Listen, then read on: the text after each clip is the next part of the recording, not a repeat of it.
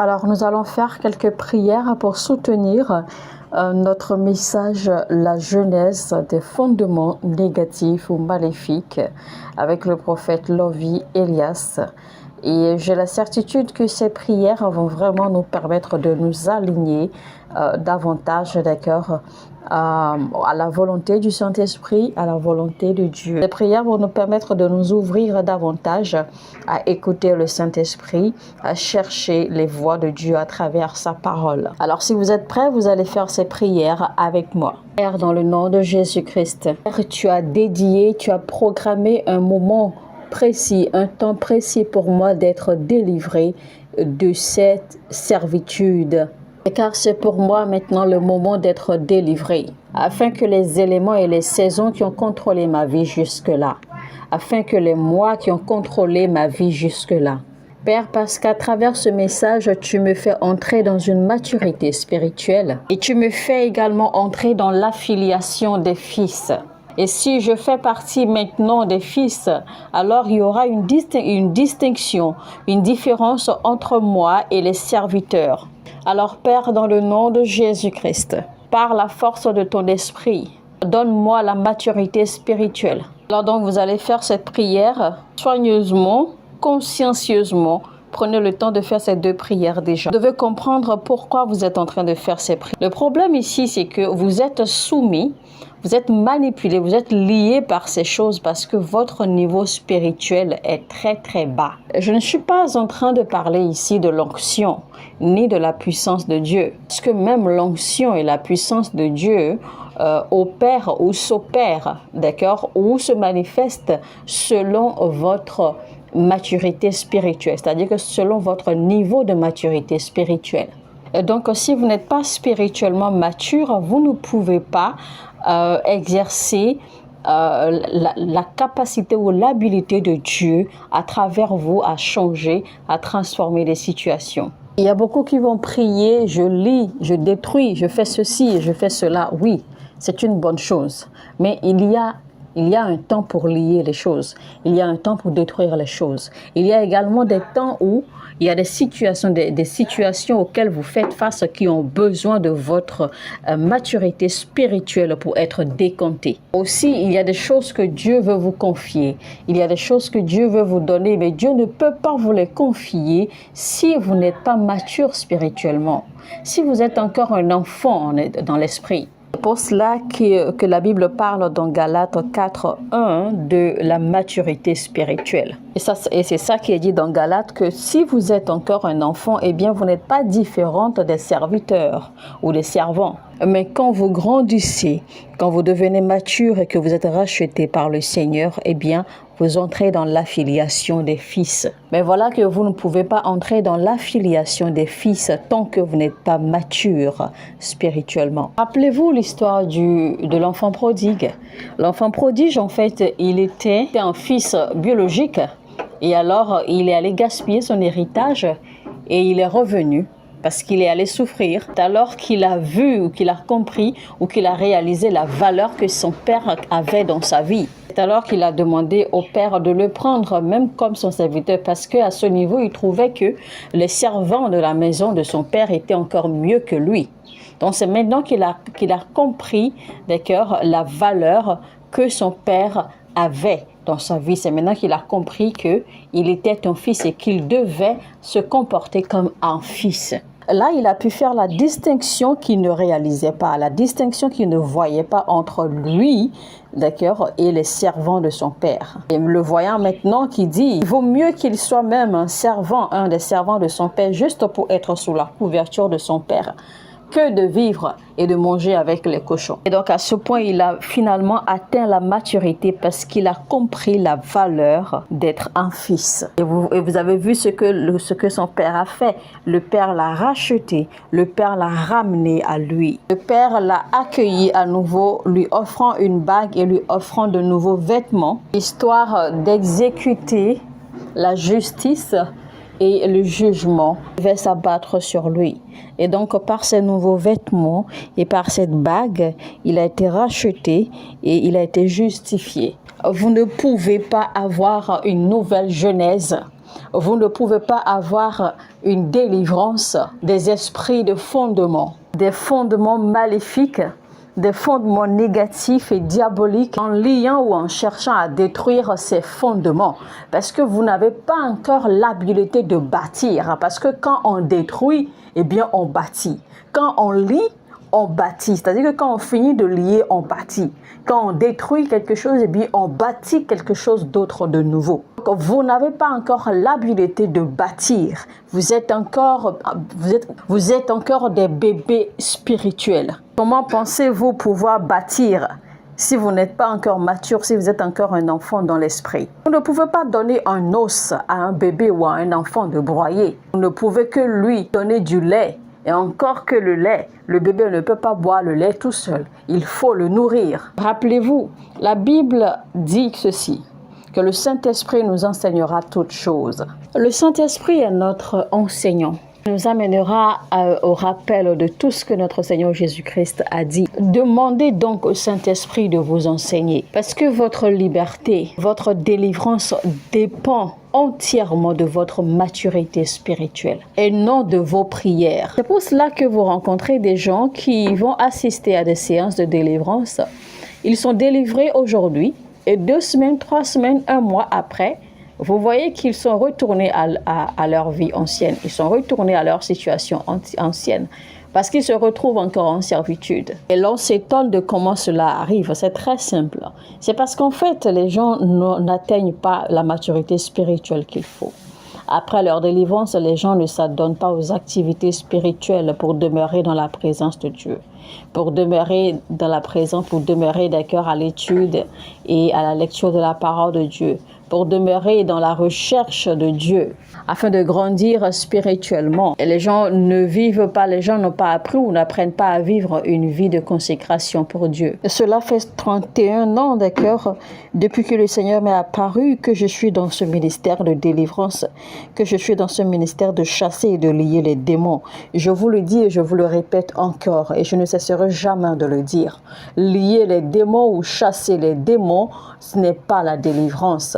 Lier les démons ou chasser les démons n'est que le début ou n'est que le commencement d'une délivrance, mais ce n'est pas la délivrance. Vous avez le Saint-Esprit qui, par lui-même, peut vous enseigner, peut diriger vos pas, peut vous orienter à ce que vous deveniez mature spirituellement. La maturité spirituelle est un choix personnel. C'est un choix délibéré que l'on fait. C'est une décision volontaire et personnelle que l'on prend. Parce que Dieu ne viendra pas prendre cette décision à votre place. C'est à vous de vous rendre disponible pour ce travail. En vous humiliant, en vous rabaissant d'accord devant lui, en vous soumettant à son contrôle total. Et c'est alors que le Seigneur fera de vous ce que lui, il désire. Et cela ne va pas arriver de façon automatique. Ça vient par tout un processus. Après que le Seigneur m'est apparu personnellement, eh bien cela m'a pris beaucoup de temps, d'accord, pour pouvoir finalement recevoir et porter l'esprit de révélation, d'accord, qui m'a donné et que j'exerce aujourd'hui dans le ministère. Ça a été un travail consistant, un travail graduel. Vous avez donc le devoir de vous rendre entièrement disponible et disposé. Vous avez le devoir de vous engager, de vous dédier entièrement à cela. Vous devez vous abandonner et vous dédier entièrement au procédé ou au processus que le Saint-Esprit aura choisi pour travailler sur vous dans votre marche vers la maturité spirituelle. Shadrach, Meshach et Abednego n'ont pas survécu au feu de la fournaise ardente parce qu'ils ont prié. Non. C'était plutôt à cause de leur maturité spirituelle. Avec la déclaration que ces 3 Hébreux ont fait au roi, car ils ont dit, ô roi, nous n'allons pas nous prosterner devant ton Dieu, car nous savons que le Dieu que nous servons nous sauvera, il nous délivrera de ta main. Même s'il ne nous délivre pas, nous n'allons jamais nous prosterner pour adorer ton Dieu. Donc, vous savez, personne ne peut oser s'exprimer ainsi.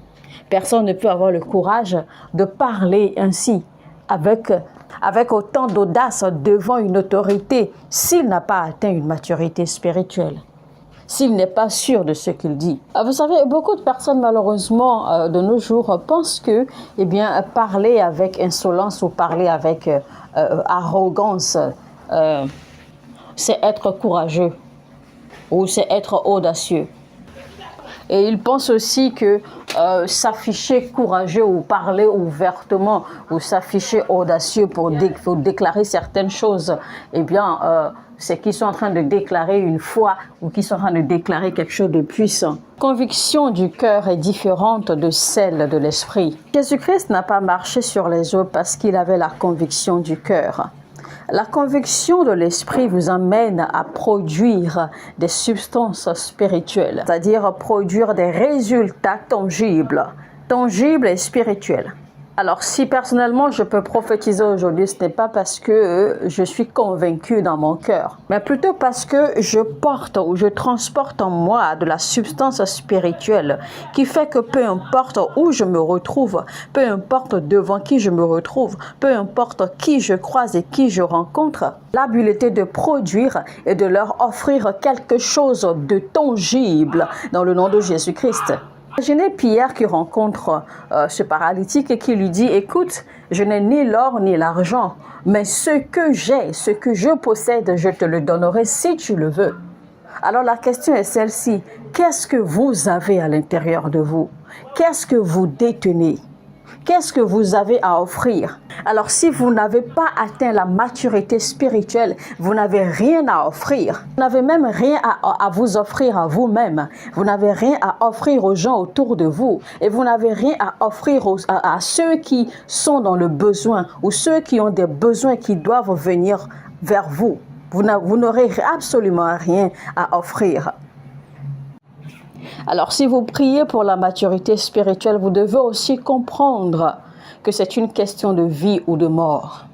Oui, je le répète, c'est une question de vie ou de mort. Il ne s'agit pas juste de faire une prière ou des prières. Notre Seigneur Jésus-Christ a été ou est aussi puissant parce que même quand il était dans sa forme humaine, il a cherché, d'accord?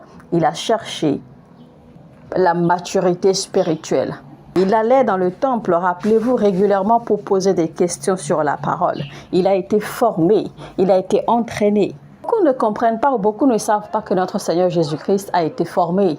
Il a bel et bien été formé, il a été entraîné. La Bible nous dit clairement que notre Seigneur Jésus-Christ, que l'enfant Jésus a grandi en sagesse, en intelligence et en compréhension. Il a été formé, il a reçu de l'enseignement, il a reçu de la connaissance. Au fur et à mesure qu'il cherchait, au fur et à mesure qu'il grandissait, jusqu'à ce qu'il arrive à un point où il a complètement atteint la maturité spirituelle qui a permis maintenant à Dieu, d'accord, de maintenant libérer complètement son esprit sur lui afin de lui permettre d'accomplir la mission pour laquelle il a été envoyé sur terre. Donc, de cela, il faut comprendre ceci clairement. Ce que le Seigneur a écrit vous concernant, c'est-à-dire ce destin auquel vous êtes appelés. Vous ne pouvez pas accomplir ce destin tant que vous n'avez pas atteint la maturité spirituelle qu'il faut. Vous allez faire votre prière de façon fervente et très très sérieuse. Vous allez demander que le Saint-Esprit vous enseigne. Vous allez demander que le Seigneur vous aide à vous dédier, à vous rendre disponible et disposé, et que le Saint-Esprit vienne, qu'il prenne le contrôle et qu'il vous enseigne. Alors, faites cette prière sérieusement et je peux vous assurer que voici votre saison définitive de transformation vers une marche fervente à votre maturité spirituelle. Alors, mesdames et messieurs, c'était donc la 5e partie de notre message, la jeunesse des fondements négatifs ou maléfiques. Et je rappelle rapidement que dans cette 5e partie, eh bien, nous l'avons consacrée, d'accord, en fait, à prier pour que l'Esprit de Dieu nous aide à aller vers une maturité spirituelle. Également, dans cette partie, eh bien, prenez le temps de l'écouter parce que dans cette partie, eh bien, nous avons vu pourquoi est-ce que nous devons demander, d'accord, à ce que Dieu nous aide, parce que nous avons besoin de maturité spirituelle, car sans maturité spirituelle, nous ne pouvons absolument rien nous ne pouvons être délivrés de ces fondements manipulateurs, de ces fondements faux de notre vie, de ces fondements ratés de notre vie, si nous n'atteignons pas la maturité spirituelle. Ce n'est pas juste une question de prier ou de briser ou de lier ou de combattre et de détruire les forteresses. Non, parce que quand vous détruisez, eh bien, il faut bâtir.